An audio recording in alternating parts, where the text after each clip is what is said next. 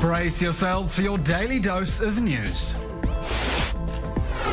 Israel holds its breath for possible snap elections because the coalition crisis is far from over. The Trump administration is reportedly finalizing its Israeli-Palestinian peace plan, but will the ultimate deal be dead on arrival? We have to do something about it. We now have to do something. We have to act. And the White House plans to increase gun safety by pledging federal funding for firearms training for teachers. Welcome to the Daily Dose. I'm Elon Levy. Israel might have staved off snap elections, but only for now. Parties in the Netanyahu government reached a deal to solve a coalition crisis, but the threat of early elections isn't over. Here's what's at stake. The ultra-Orthodox parties are pushing for a law exempting religious students from military service and were threatening to bring down the government. After intensive negotiations, Israeli ministers approved the controversial deal just hours ago, meaning the ultra-Orthodox UTJ party will vote for the state budget. But the secular Yisrael Beitenu party, led by Defense Minister Avigdor Lieberman in the coalition, is threatening to block the bill when it comes up for a vote in the parliament. And the Attorney General is reportedly expected to reject the deal because the draft exemption could be unconstitutional.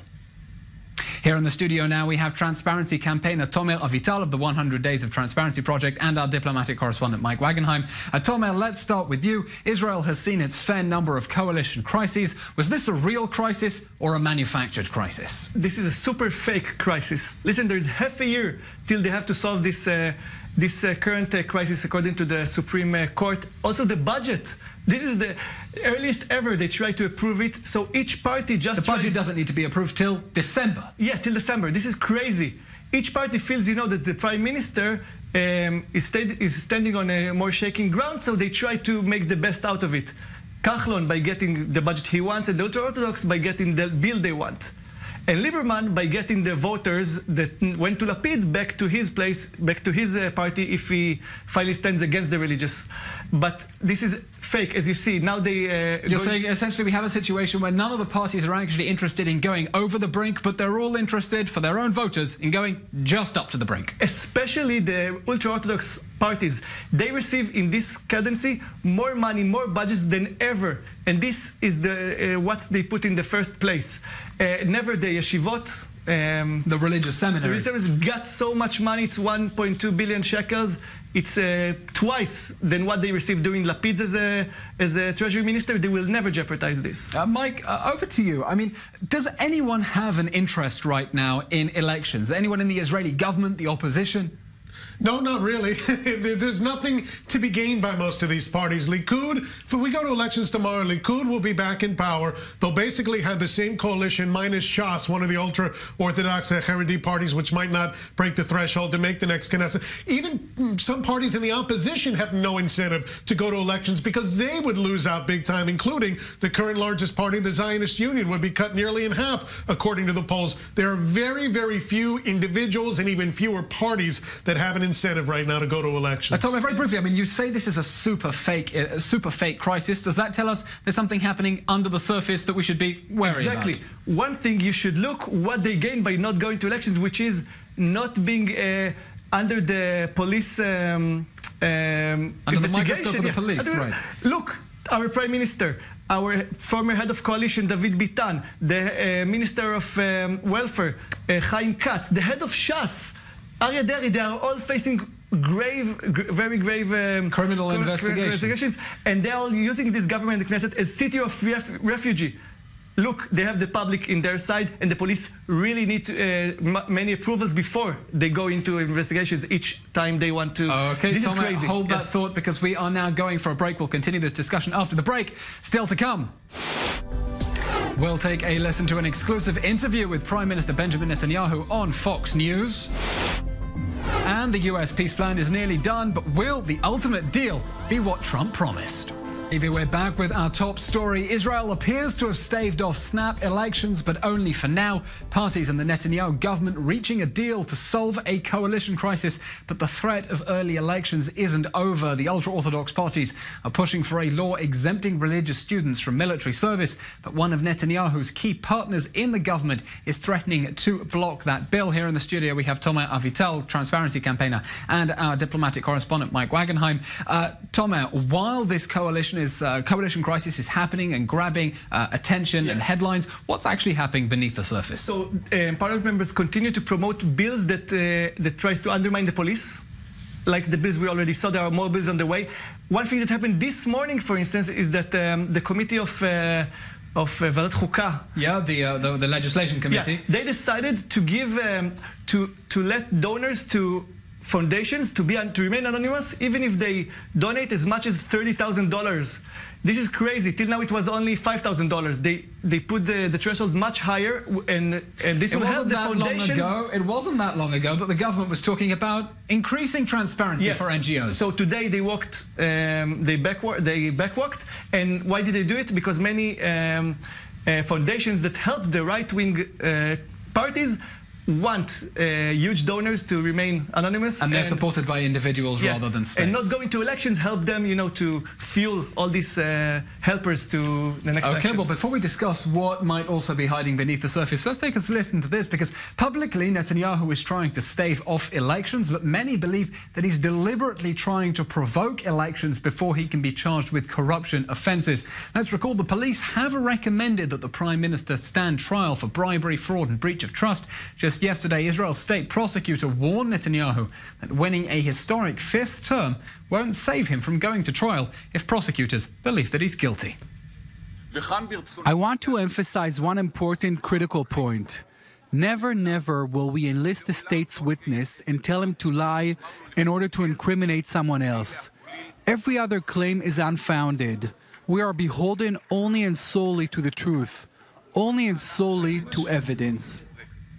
Mike, let's go to you. How do you understand the situation? Is the Prime Minister trying to stave off elections, or is he trying to provoke elections so that they can happen before the Attorney General reaches his decision?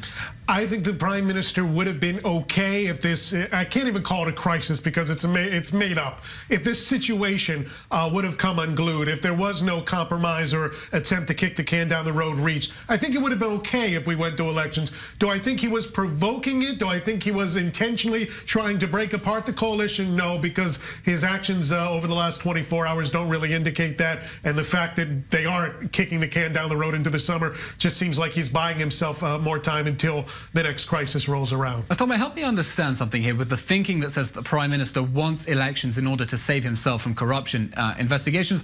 Why might he possibly think that? Why would elections save him from an indictment? If the Likud will become bigger and the coalition will be more around Netanyahu as a personality, the next coalition, he can legislate more bills that will make the police, will give the police hard time even more, and then he can remain in power. And I want to say something. So do you think that the Prime Minister might want elections to strengthen his own power in order to be able to tie the police's hands during the investigation? That's the only reason I can think of. And I want to say something from an ethical charge. Yes, I want to say something from an ethical point of view. How come this is not what causes the crisis? How come parties are not saying to Netanyahu, "Oh my God, go home and put someone else from the Likud"? You're not the only one. People vote for parties in Israel, not for people. This should have been the crisis. People, other heads of parties that tells Netanyahu that's enough.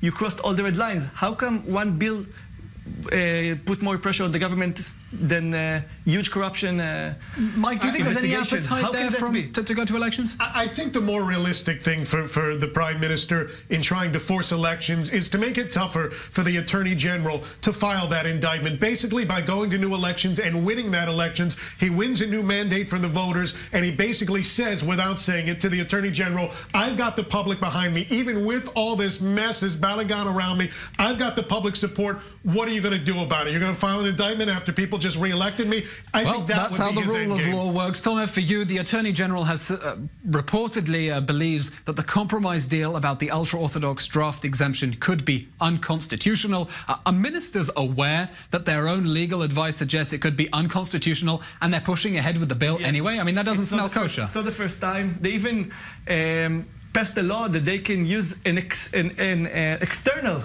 advisor if the current one doesn't approve it. They are going to fix it in the committee later on. That's what they do many times. They will fix all the small details, and it will be constitutional. But the most important thing is at least for the image of the appearance of solving and a everybody crisis. can climb off the tree. Okay, Mike, are they going to be able to climb off the tree? Some of them are going to fall off the tree, unfortunately. It's going to get solved during the summer. Everybody will make their threats once again, and everybody will get just enough of the piece of the pie to keep it going until the next session, and then we'll deal with it. Fall off the tree, and sooner or later the general public will push many of them off the tree. Tamil Avital, Mike Wagenheim, thank you for joining us here. Well, while the United States might be trying to broker peace between Israel and the Palestinians, more on which soon, the US and Israel are conducting a major joint drill simulating a battle on 3 fronts and massive ballistic missile attacks on Israel. Our defense correspondent Daniel Tzemach is on the scene. Daniel? Standing here now in front of the vehicles that are likely to be on the front lines when the IDF goes to war, whether it be in the north or in the south. It's a week-long exercise of commanders who will be not only commanding troops of the armored brigade, but also infantry troops, combat engineers, all working shoulder to shoulder for one mission and preparing for the enemy, whether it be here in an urban area and fighting in an urban area, or in the south, in Gaza, for example, in front of Hamas, and then going all the way up to the north to Hezbollah in Lebanon. These troops are preparing not only all the weapons at the IDF's disposal, but also for a variety of threats and enemies. Here, they're going to learn how to actually fight when war does break out, so that they can indeed be prepared at a minute's notice. Well, amid political crisis at home and fears of possible escalation on Israel's northern border, Prime Minister Netanyahu told Fox News that Israel's future is looking bright. He identified the 3 greatest threats to Israel as Iran, and, you've guessed it, Iran, but said that Israel is gaining diplomatic power. Let's take a listen. This massive flourishing of Israel's diplomatic relations with just about every country in the world. Not all. We're not big on North Korea, not too big on Iran, but just about everyone else. And so this is the triangle. It's economic power, security power, gives you diplomatic power. At least 4 people were wounded Monday morning when a man wielding a handsaw went on a rampage in Israel's northern coastal city of Haifa. Authorities say the attacks were not terror-related, believing that the suspect is mentally ill. He attempted to enter a medical center, injuring 2 police officers. He then broke into an apartment and kept an elderly couple hostage, injuring both of them. After a 2-hour standoff, police broke in and arrested the suspect. Prime Minister Benjamin Netanyahu thanked the SWAT team and police officers who handled the incident. Okay, we're taking another short break. Still to come. The United States is putting the finishing touches on its peace plan, but will it be enough to woo Abbas and Netanyahu to strike the ultimate deal?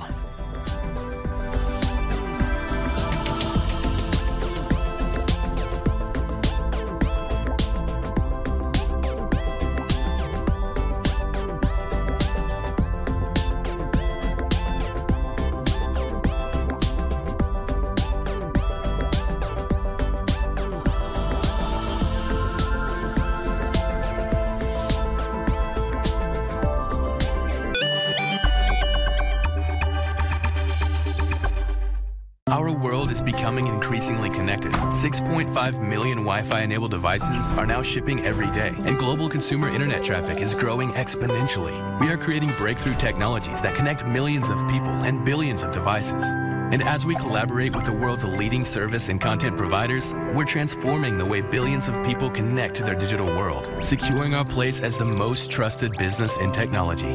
We are Eris, and we're powering your digital world.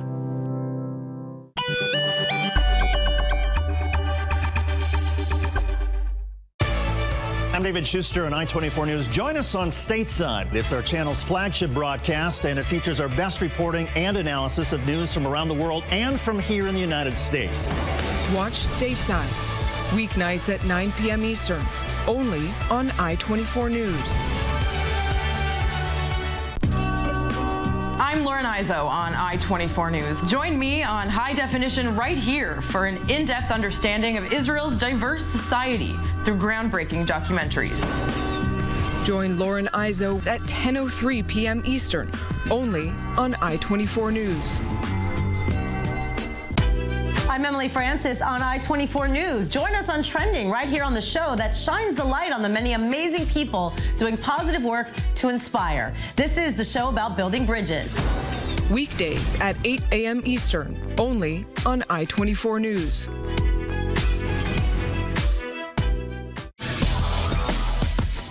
I'm Tracy Alexander for i24 News. Join us on Perspectives and get the whole picture as we break down the day's top stories from all angles.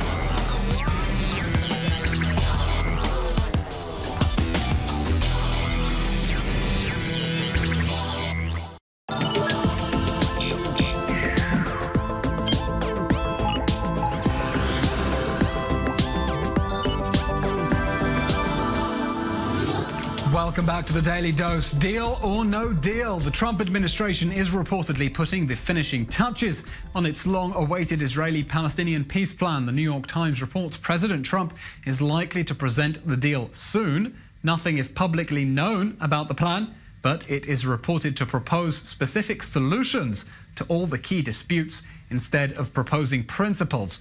The Palestinians are still boycotting the United States over its recognition of Jerusalem as Israel's capital and are refusing to go to a White House meeting this week about relieving the humanitarian situation in the Gaza Strip.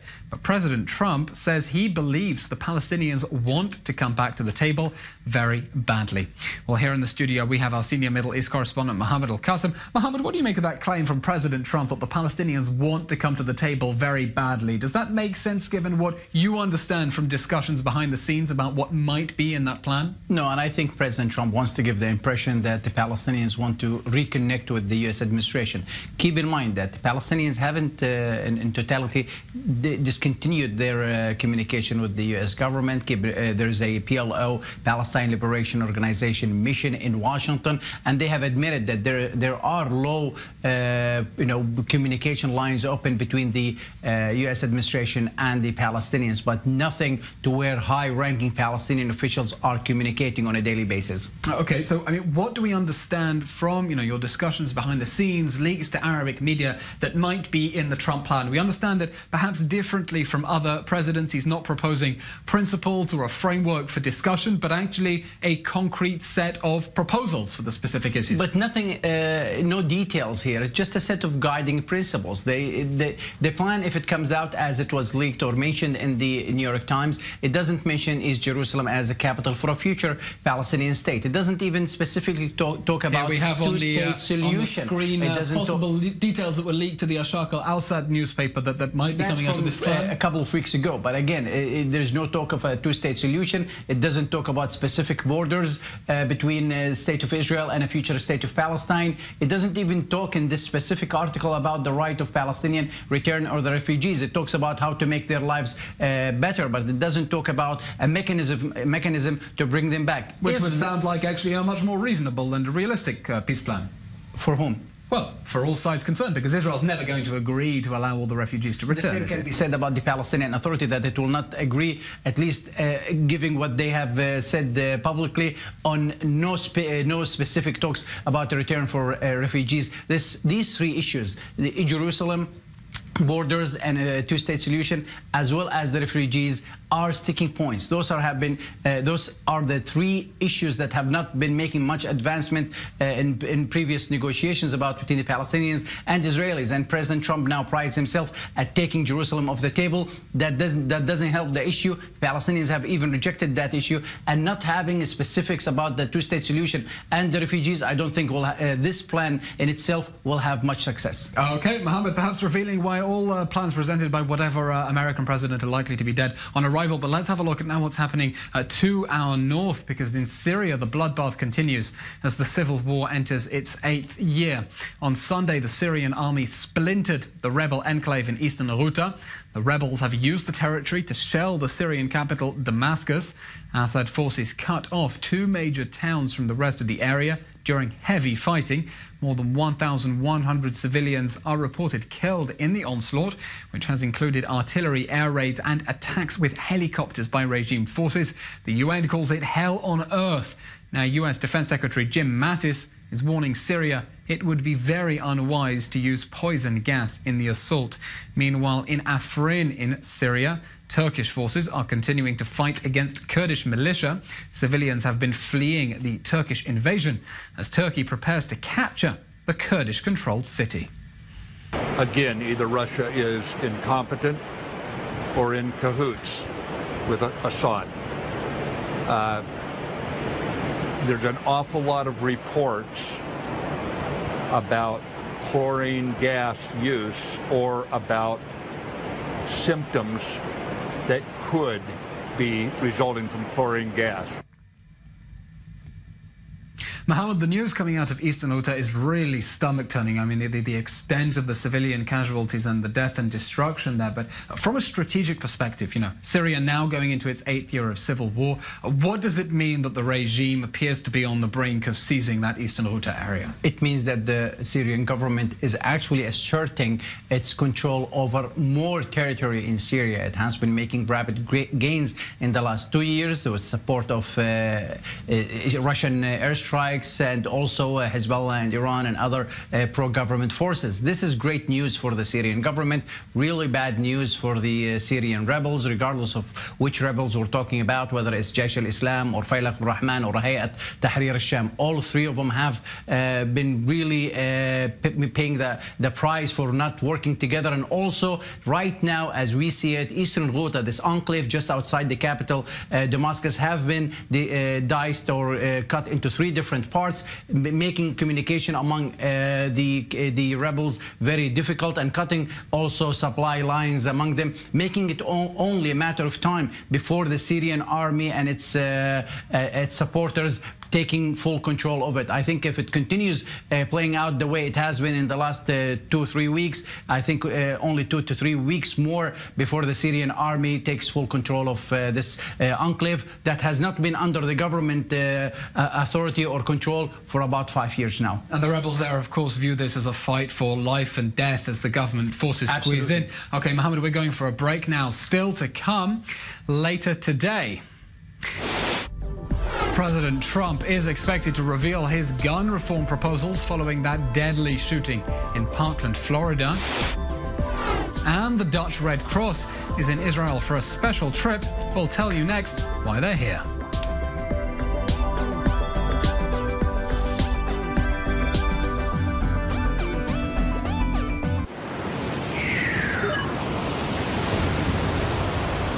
Politics, economics, business, and technology. Get the real news and the real insight about what's happening around the world. Michelle McCory breaks down the top stories of the day from the Middle East to the U.S. Weeknights beginning at 7 p.m. Eastern.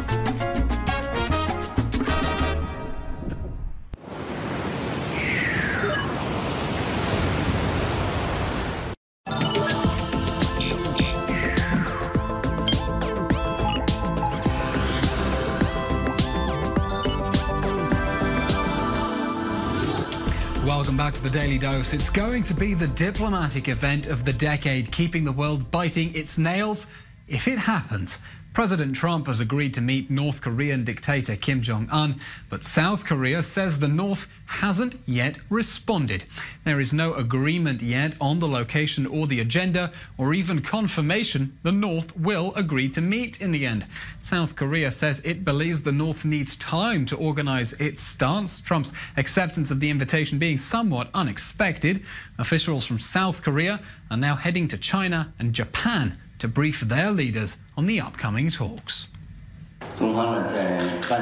China's position on the Korean Peninsula is very clear. We will continue to realize the goal of denuclearization, uphold the peace and stability, and solve problems through dialogue and consultation. While waiting for high-stakes diplomacy, plenty of time for domestic politics, President Trump appeared in campaign form at a rally for the Republican congressional candidate in Pennsylvania, attacking, who else? The Democrats, the media, and the Russian investigation. Tara Palmieri reports. The campaigner-in-chief setting his sights on 2020, unveiling a new slogan. Keep America great! Exclamation point. Attacking his favorite targets. And Pocahontas was up, and she was so angry. A lot of bad people, a lot of fake media. Look at them. A lot of fake media.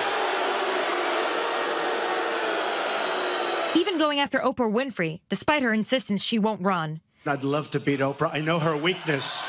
That would be a painful experience for her.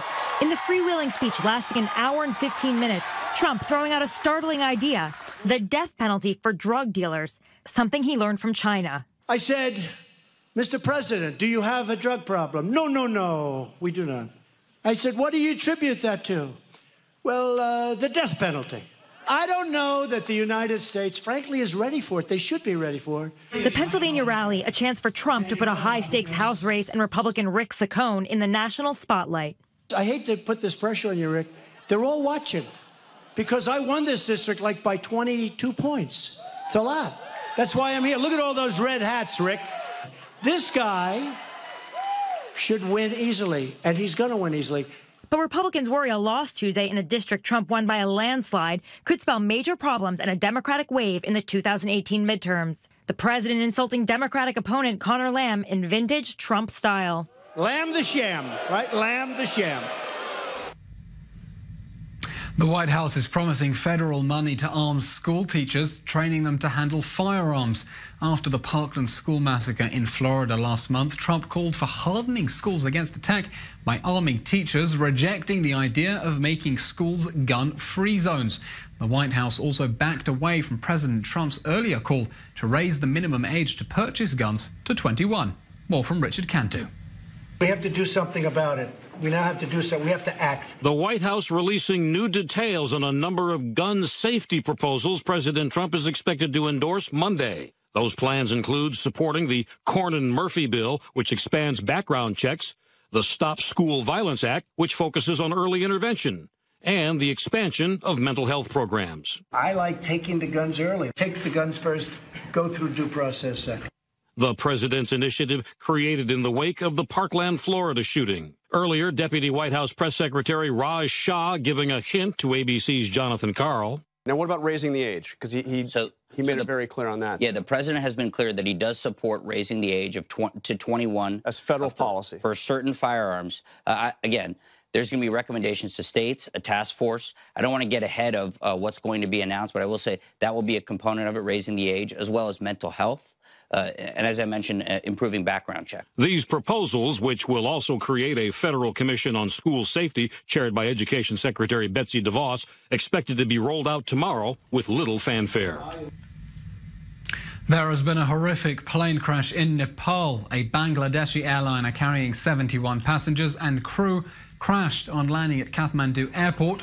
At least 17 people are known to have survived. Rescuers pulled dead bodies out of the wreckage after firefighters put out the flames.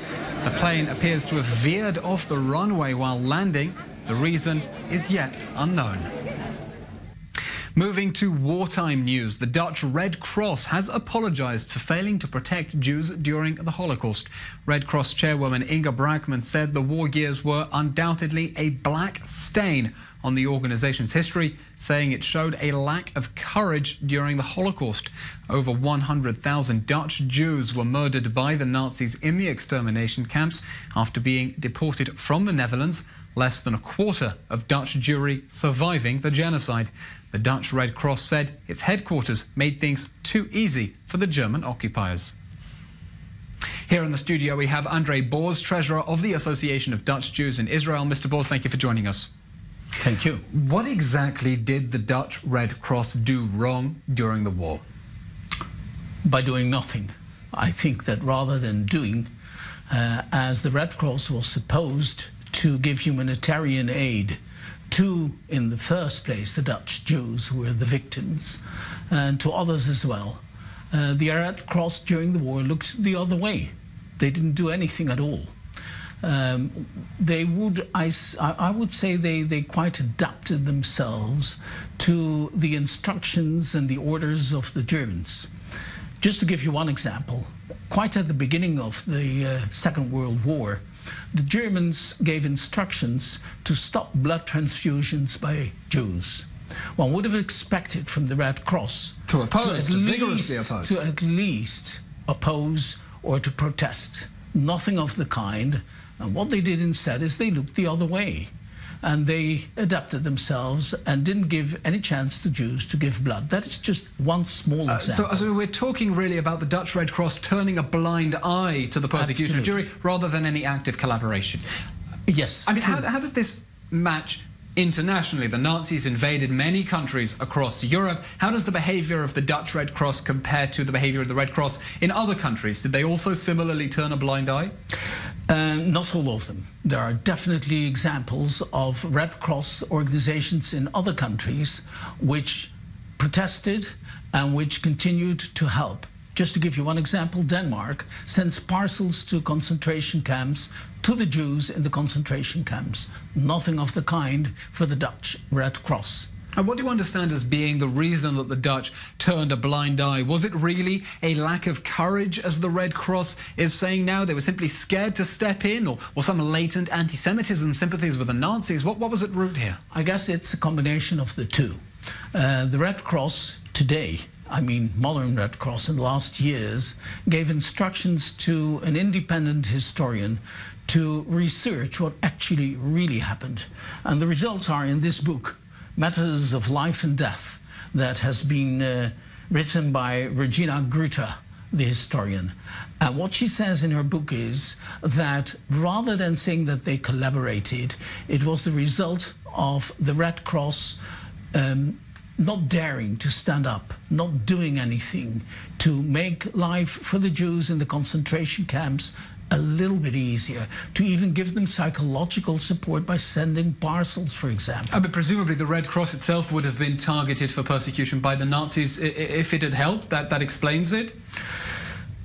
Not necessarily, because the Red Cross at the end of the day is supposed to be a neutral organization, and certainly the Germans would ultimately have tried to twist their arm, but there was no need to twist their arm. The Red Cross in Holland just readily accepted what they were told to do.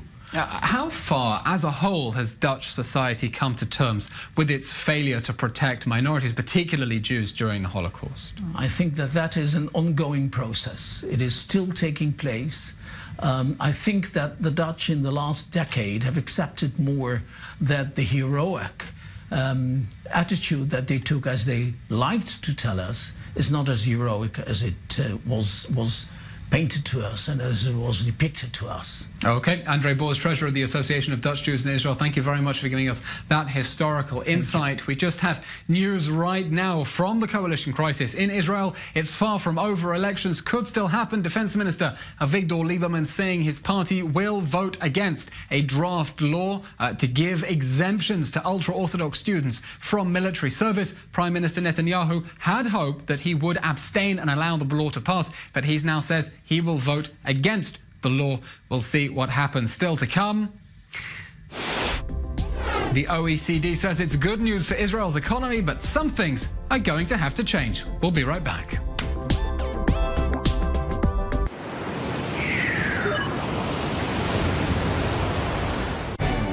Middle East politics has its own set of rules. In Israel and beyond, public figures play an elaborate game of cat and mouse with the media. We'll break it all down for you with our all-star panel of movers and shakers. The Spin Room with Ami Kaufman, only on i24 News. Strictly Security. Your weekly look into security, intelligence, and strategic affairs. Our team brings the latest on the major international conflicts. Analysis of the major security issues right here in the Middle East and around the globe. Join us for a close look at innovative military technology and get up to speed with what's happening in cyberspace. Saturdays only on i24 News.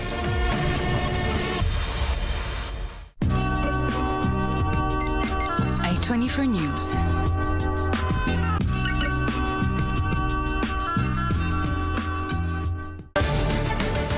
I'm Khaled Ben David. And I'm Nareet Ben. Join us on The Rundown here in the heart of the Middle East for a candid conversation. A closer look at the stories born out of this region and driving changes all the way to Washington.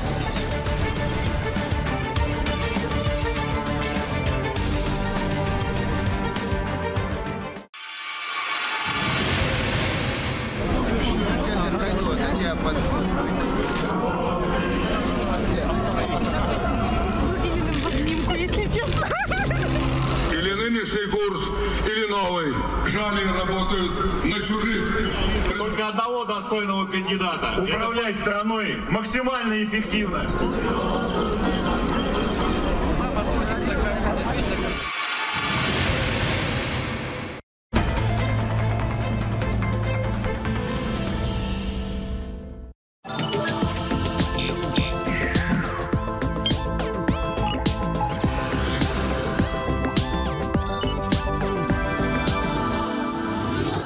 Welcome back to the Daily Dose. Good news for the Israeli economy from the OECD, the club of 35 developed economies.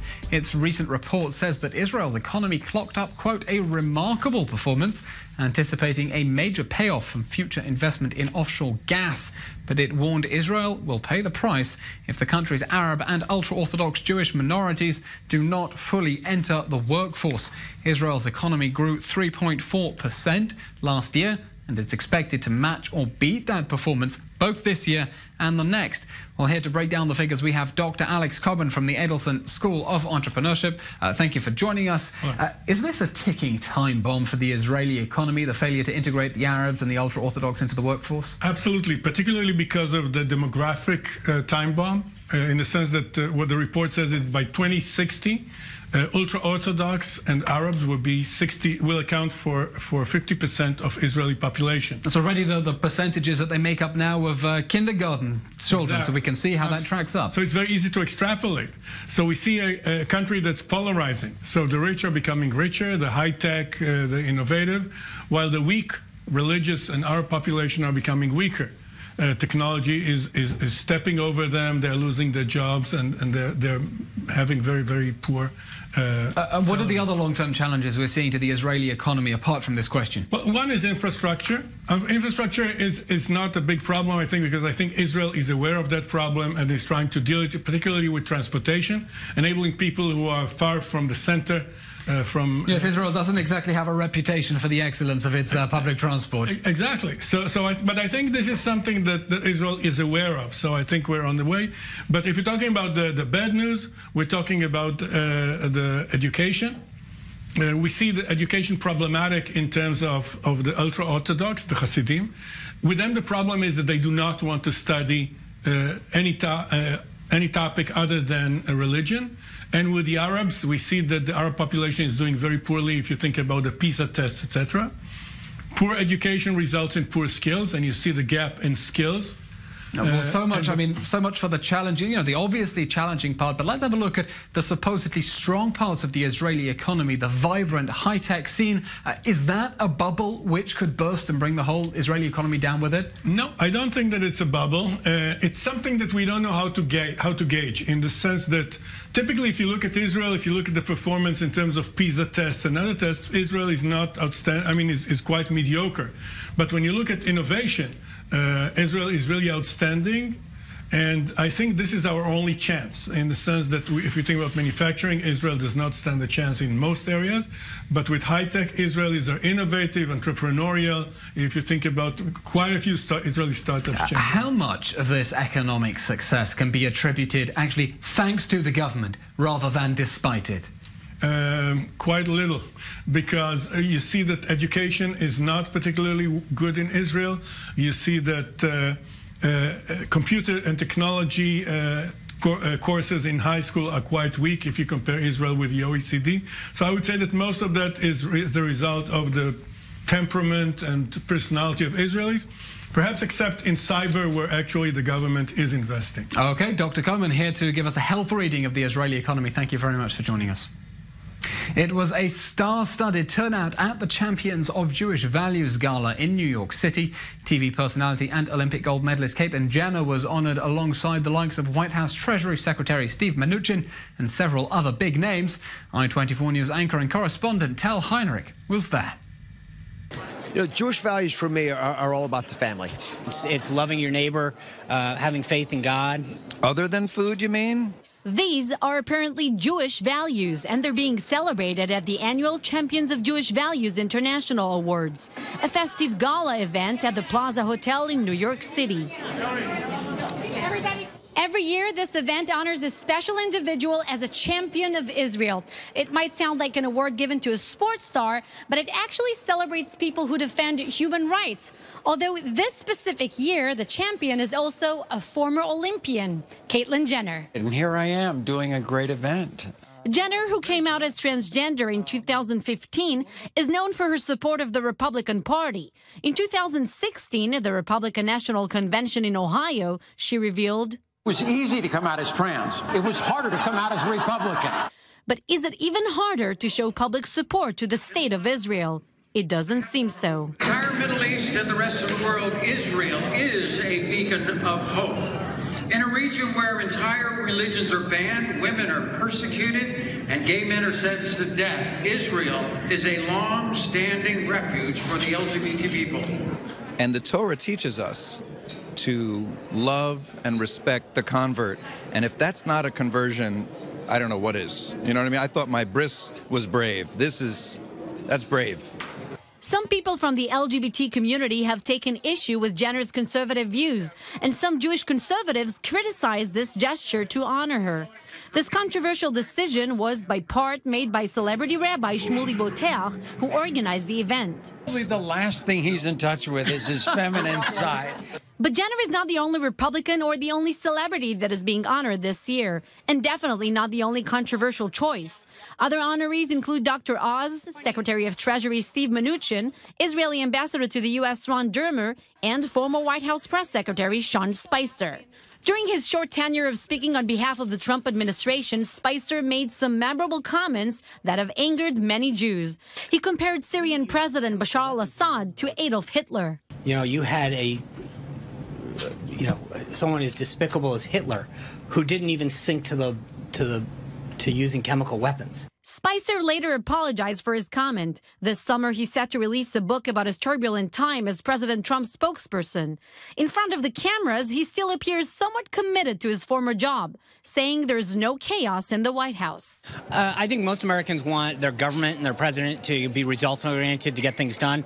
And this president has done just that, whether it's what we've done for Israel, what we're doing for the economy, keeping ISIS on the run, getting border crossings down, or instilling conservative judges throughout the judiciary. The president's getting results, and at the end of the day, I think the American people want results, and that's what they're getting. Past recipients of the Jewish Values Awards include celebrities such as Pamela Anderson, Senator Ted Cruz, and Academy Award winners Sean Penn and Sir Ben Kingsley. This event comes to show that you don't have to be Jewish to stand for Jewish values. Thank you, Tel Heinrich. Still to come. Oscar season has died down, but that doesn't mean Hollywood has gone to sleep. We'll bring you the latest from the world of showbiz.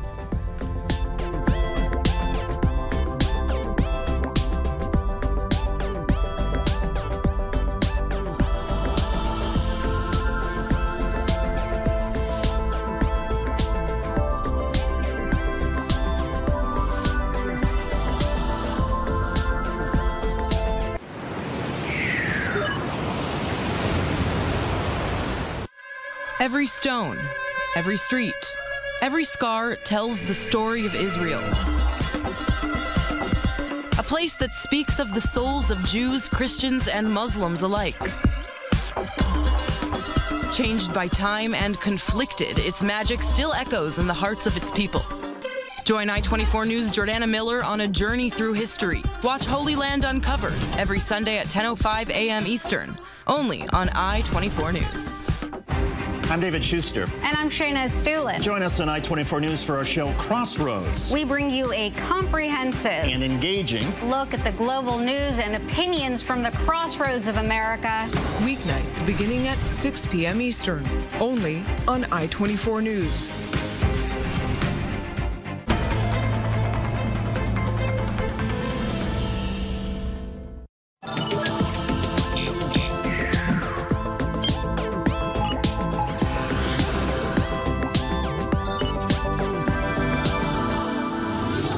Welcome back to the Daily Dose. The Oscars are over, but Hollywood is still ticking away. For the latest on what's happening in showbiz, here's Jason Nathanson.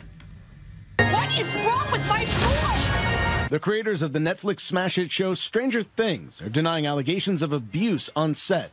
The Duffer Brothers say in a statement that because of the stress on set, sometimes tempers get frayed, and they apologize, but they also say they treat everyone fairly. Netflix stands by the pair, saying they looked into the claims and found nothing wrong. The claims came from a crew member who posted online that she saw the Duffers verbally abuse multiple women. A below-expectation opening for A Wrinkle in Time, an estimated $33.3 million, meaning it finished second to Black Panther, which notches its fourth straight weekend at #1. Worldwide, Black Panther also topped the $1 billion mark, the first film to do so since 2015's Star Wars: The Force Awakens. Comedian Kathy Griffin is returning to the stage for the first time since sparking outrage by posing with a fake severed head made to look like President Trump. I make mistakes. I'm an out there comedian. I'm an in-your-face comedian. She says she has shows booked at New York's Carnegie Hall and D.C.'s Kennedy Center, President Trump's backyard, as she told Bill Maher. And happy birthday today to legendary singer-songwriter James Taylor. The Fire and Rain singer turned 70. And day 3 of Tel Aviv's annual Fashion Week has kicked off, and for the first time ever, the event is featuring models of different ages, religion, ethnicities and sizes. Over 25 Israeli designers are showcasing their never-before-seen collections. I24 News correspondent Erica Jackson is there and filed this report.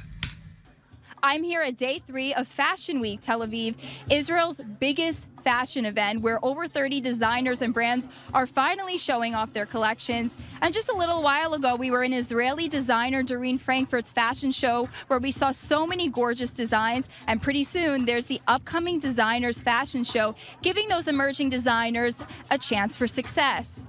But it's not just about the glitz and the glamour at this year's event. For the first time ever, the event is aiming to set a different beauty standard by featuring models from different ages, religions, sizes, ethnicities, and backgrounds. Chinese artist Ai Weiwei is known for his bold political statements, and now he's taking on Australia with art criticising the country's policy on refugees.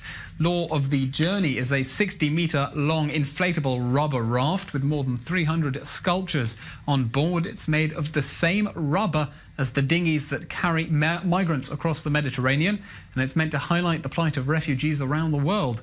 Originally showcased in Prague, it's now the centerpiece of the 2018 Sydney Biennale. Australia has a deal with the US for the US to take 1,200 refugees off its hands. Ai Weiwei compared that to the slave trade, calling it a violation of the refugees' rights.